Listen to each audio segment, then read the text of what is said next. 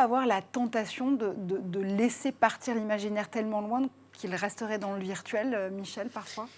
On peut, bien sûr, on peut, et c'est parfois jouissif. Dans le cadre du travail que je mène, en fait, le point de départ de cette histoire est l'usage de cette méthodologie qui permet de construire des scénarios potentiellement futurs. C'est une méthodologie qui part, pour dire les choses simplement, de différentes tendances. Et vous croisez les tendances et ensuite, par combinatoire, vous imaginez des mondes possibles. Un monde virtuel, un monde au contraire bien réel et qui utilise moins en moins de ressources, etc., etc.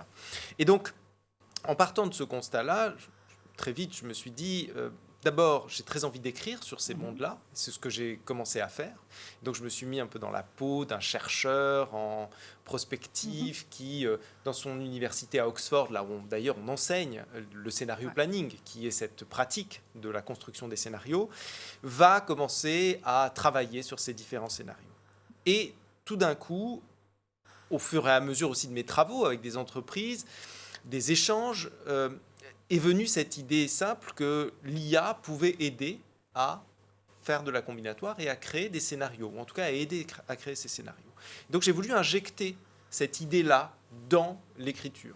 Sauf que GPT-3, ce fameux outil dont on parle depuis tout à l'heure, est arrivé sur le marché, ouvert à une partie du public.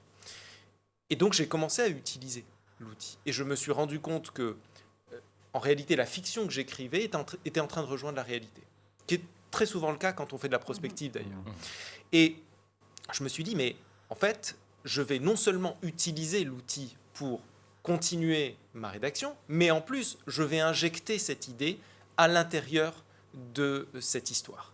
Et donc l'histoire, c'est l'histoire de ce chercheur qui va progressivement avancer dans le temps et avancer dans les technologies, utiliser évidemment l'IA, mais demain utiliser aussi la réalité virtuelle, la réalité augmentée pour parcourir en fait ces archipels futurs, un peu comme Ulysse, à part qu'il va le faire dans des mondes virtuels et il va vivre ces différents futurs possibles. Et bon, je ne dévoile pas la fin parce que de toutes les manières, elle n'est pas encore dévoilée. Mais à un moment donné, le réel rejoint le virtuel. Et donc, on s'y plonge et parfois, peut-être, on s'y perd.